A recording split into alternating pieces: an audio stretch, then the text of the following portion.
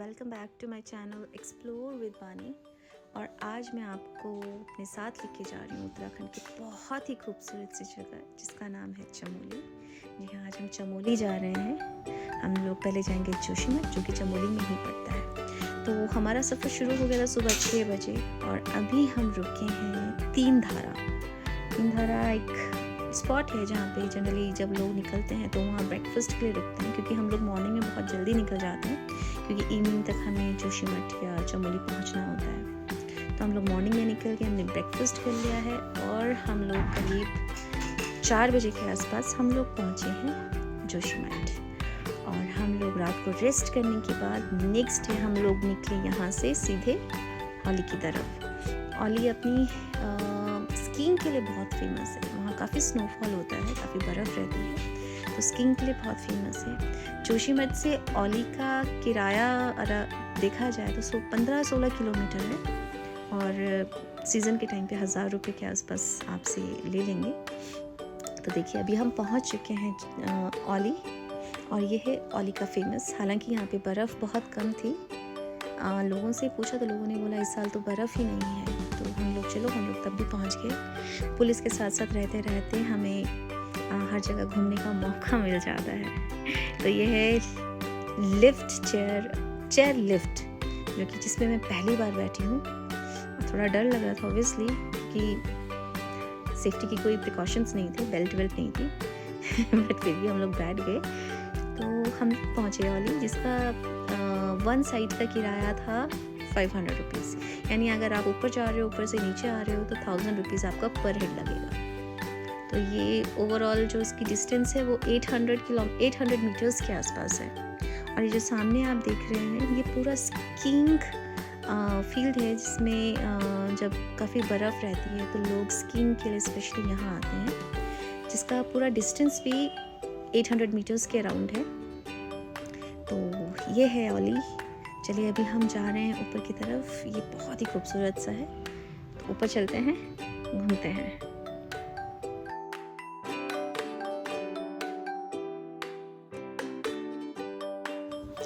चलिए अभी हम पहुंच चुके हैं ऊपर औली की तरफ, जो कि लास्ट पॉइंट था। तो अभी हम पहुंचे औली और औली से हम थोड़ा सा आगे गए तो हमें यहाँ पे टूरिस्ट गेस्ट रूम दिखाई दिए, जो कि उत्तराखंड की तरफ से, उत्तराखंड गवर्नमेंट की तरफ से है, जो कि स्लाइटली थोड़ा सा कॉस्टली है। तो जनरली हर कोई इसको अफोर्ड नहीं कर पाएगा। तो अगर आप प्लान कर रहे हैं यहाँ आने के लिए तो कोशिश कीजिए आप जोशीमठ में आसपास कोई छोटा होटल देख सकते हैं, जो कि थोड़ा रीजनेबल भी पड़ेगा इसके अकॉर्डिंग। और आने के लिए आप वहाँ से टैक्सी करके आ सकते हैं, जो बहुत ही ईजिली अवेलेबल हो जाती है। तो ये है औली का खूबसूरत सा नज़ारा, जो कि मैंने सनसेट एंड सनराइज़ की तरह कोशिश की है बनाने के लिए। Hope you like it. हम लोग वापस जब आए तो ट्रॉली बंद हो चुकी थी ऑब्वियसली, क्योंकि बहुत ज़्यादा टूरिस्ट नहीं थे। तो हम लोग वहाँ से पैदल वापस आए और बर्फ़ इतनी स्लिपरी थी कि मैं 2-3 बार बहुत ज़्यादा फिसल भी गई। तो हम एक आंटी के घर में गए, वहाँ से बीइंग इन पुलिस, तो हम लोग घर गए वहाँ के हालचाल पूछने। आपको पता होगा उत्तराखंड में यहाँ पे स्पेशली जोशीमठ में बहुत कुछ क्राइसिस चल रहे हैं, जो कि घरों में दरारें आ रही हैं। तो हम लोगों से मिले।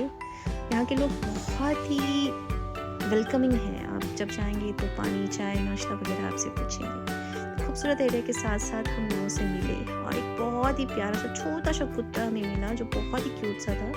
इतना छोटा था कि मेरी हथेली में आया, तो उसकी वीडियो बनाए बिना मैं नहीं रह पाई। तो वहाँ जब हम लोग पैदल चल रहे थे तो बहुत ही खूबसूरत जगह आई। तो ड्यूटी के साथ साथ थोड़ा हमारा घूमना भी हुआ। तो हमें यहाँ पता चला कि यहाँ पे जो है एक बहुत ही खूबसूरत प्राचीन श्री नरसिंह भगवान जी का मंदिर है। कहते हैं जब हिरण्याकश्यप का वध किया था नरसिंह भगवान ने, तो वो यहीं आके इस जगह पे आके शांत हुए थे। देखिए ये नरसिंह भगवान का पहला दर्शन, मंदिर का पहला दर्शन है।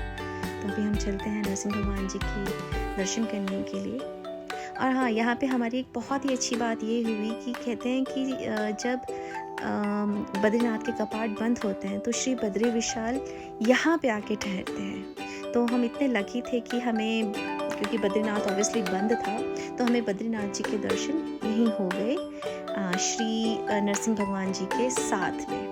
जय श्री बद्री विशाल। आइए हम आपको दर्शन कराते हैं श्री नरसिंह भगवान के और श्री बद्री विशाल जी के।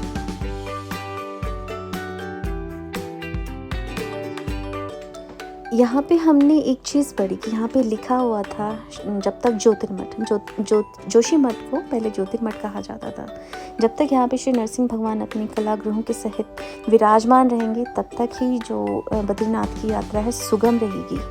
अगर यहाँ पे कुछ होता है तो उसके पश्चात यात्रा थोड़ी सी मुश्किल हो जाएगी। तो ये है पूरा श्री नरसिंह भगवान जी का मंदिर। ये अभी रिसेंटली बनाया गया है, इससे पहले प्राचीन मंदिर था, उसे रिबिल्ड करके यहाँ पे बहुत ही खूबसूरत सा मंदिर बनाया गया है। सारे मंदिर एक जैसे हैं। आप नरसिंह भगवान को देखें, नरसिंह भगवान का मंदिर देखें, श्री केदारनाथ जी देखें, सारे मंदिर लगभग एक जैसे एक ही आकृति के बनाए गए हैं। तो नज़ारा भी बहुत खूबसूरत था। मंदिर में तो आके वैसे ही बहुत शांति मिलती है। तो चलिए, नरसिंह भगवान मंदिर के बाद हम लोग गए, यहाँ पे एक मठ है। यहाँ ये जो मठ है ये बहुत ही फेमस, यहाँ पे एक शहतूत का पेड़ है जो कि 2500 साल पुराना शहतूत का पेड़ है। इसे शहतूत के पेड़ को यहाँ पे कल्प वृक्ष के नाम से जाना जाता है। कहा जाता है कि इसी पेड़ के नीचे आदि गुरु श्री शंकराचार्य जी को दिव्य ज्योति के दर्शन हुए थे और इसी पेड़ के नीचे बैठ के उन्होंने कई ग्रंथों की रचना की थी। तो उसके दर्शन, कल्प वृक्ष के दर्शन करके हम ऊपर एक छोटा सा एक मंदिर है जहाँ पे आदि गुरु शंकराचार्य जी का आश्रम भी है, तो वहाँ पे हम गए, वहाँ पे हम लोगों ने दर्शन किए और वहाँ पे हमें एक पंडित जी मिले जिन्होंने हमें कई चीज़ों के बारे में बताया। फिर 5 साल के बाद तो श्रृंगेरी में शारदा पीठ बनाए द्वारिकाधीश में जी। फिर 3 साल के बाद श्रृंगेरी पीठ रामेश्वरम जी। फिर पूरा विश्व में जगन्नाथपुरी जी 4 मठ बने हिंदू धर्म के लिए हिंदू धर्म बचाने के लिए। फिर केदारनाथ में फिर 32 साल उम्र में तपस्या करते करते ब्रह्मलीन हो गए। अच्छा, यही ब्रह्मलीन में? हाँ, केदारनाथ जी। तो उनका समाधि स्थल था, लेकिन 2013 में आपदा आया था, कृषि को नष्ट हो गया था। फिर मोदी जी ने 2021 को 12 फीट का मूर्ति बना। तो ये 25 साल भट्ट जो पहले शंकराचार्य जी उनकी गद्दी बनाए थे, उनका पहला शिष्य था तोटकाचार्य जी। अच्छा, तो ये पहले शंकराचार्य थे तोटकाचार्य जी। तो उनका पीढ़ी आते आते 1776 में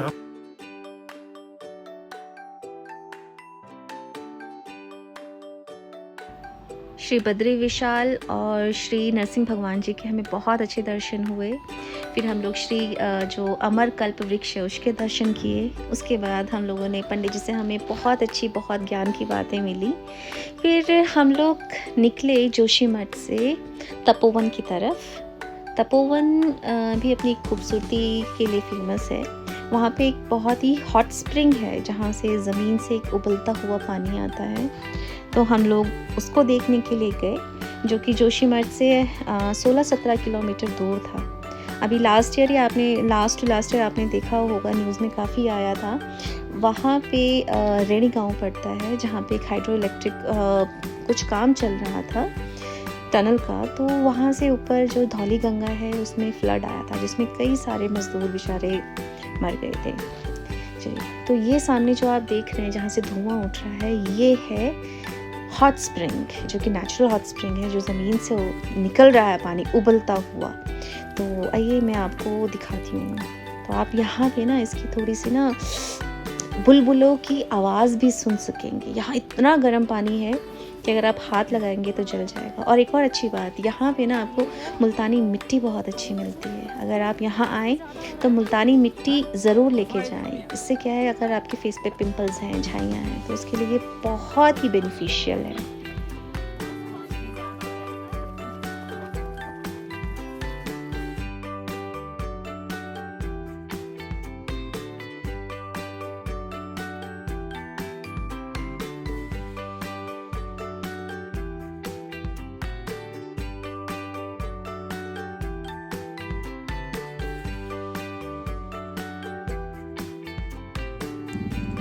तो ये है जोशीमठ, जिसका वर्तमान में जोशीमठ नाम है और पहले इसे ज्योतिर्मठ के नाम से जाना जाता था, जो कि अपनी खूबसूरत वादियों, खूबसूरत जगह के लिए बहुत ज़्यादा फेमस है।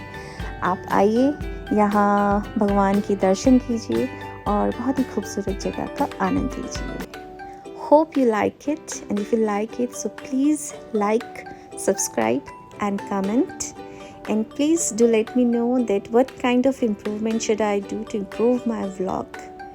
Thank you so much for watching, and keep in touch and give me your love as much as possible. Thank you, bye bye.